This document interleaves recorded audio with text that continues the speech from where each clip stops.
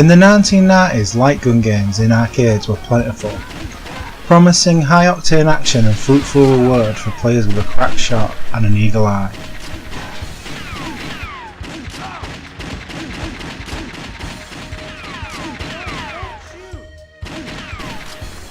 By the midpoint of the decade, all the action was ready to bring home, no longer needing to pump money into machines and offering a full near-arcade experience without the cost.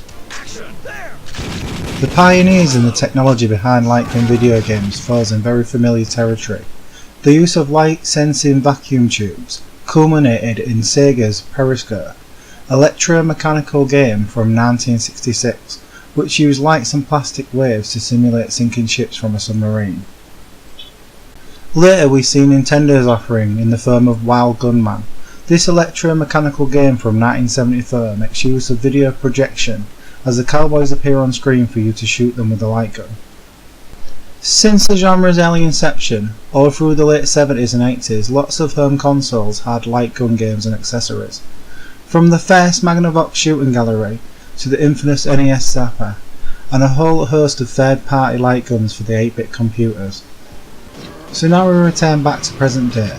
After that brief overview, I think we were all ready to dust off the Dreamcast and whip out House of the Dead 2, or find that old grey PlayStation for some Time Crisis.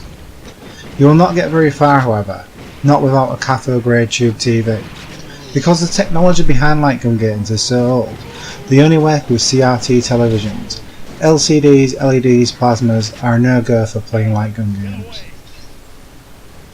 What a downer, I was so pumped for some light gun action. What do I do now? There's two choices on the table. Get down to your British Art Foundation and find an old CRT TV and bar that. Or if you don't have the room and you have somewhat modernish setup, here are a few alternatives to get your light gun fix. The Nintendo Wiimote or the PlayStation Move. Of course there are tons of light gun games on the way. Naturally, with the Wiimote having a built-in infrared sensor, it's perfect for gallery shooting games, and the Wii's library has plenty to choose from. Seen here is Resident Evil Umbrella Chronicles, a fantastic on-rail shooter based on the Resident Evil franchise. Some other notable shooters on the Wii include Ghost Squad, House of the Dead 1 and 2 Returns, Dead Space Extraction, and House of the Dead Overkill.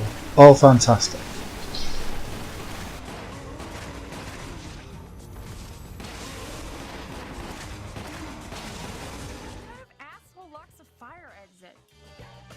The PlayStation 3 has a surprising amount of light gun games on offer, all taking use of the motion controls from the Move. Lots of them are HD updates of the Wii versions, like House of the Dead Overkill Extended Cut. This version has lots of extras and a full graphic overhaul. This is probably the best version of the game, not to take anything away from the Wii version. Also you find versions of House of the Dead 3 and House of the Dead 4, all available on the PSN store. Both of them seem to be running arcade perfect. House of the Dead 4 was previously unreleased on home consoles before it came to PS3. Everyone, be prepared.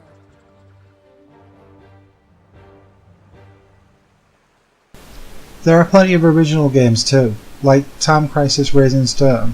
This includes 3 full games on one disc: Time Crisis Raising Storm, the full arcade version of Time Crisis 4, and the fantastic Deadstone Pirates seen here.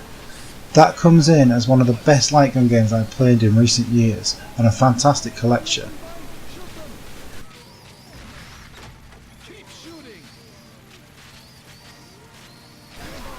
Nintendo Wii's are selling for around about £25 nowadays, probably cheaper at car boot. Chances are you already own one, and the rail shooters are all dirt cheap. All the ones featured in this video under £10 easily, probably under £5. But if you want the games to look a bit nicer, I would go the PlayStation Move route. For around £5 you can buy the official gun attachment, giving it a real light gun feel. Whichever way you go though, these are 2 great ways to play light gun games with a modern setup, with an LCD TV. Or if you want to keep a lookout for an old CRT TV, maybe a Sony Triniton in the wild, if you see one for £10, buy it. Thanks for watching, and farewell.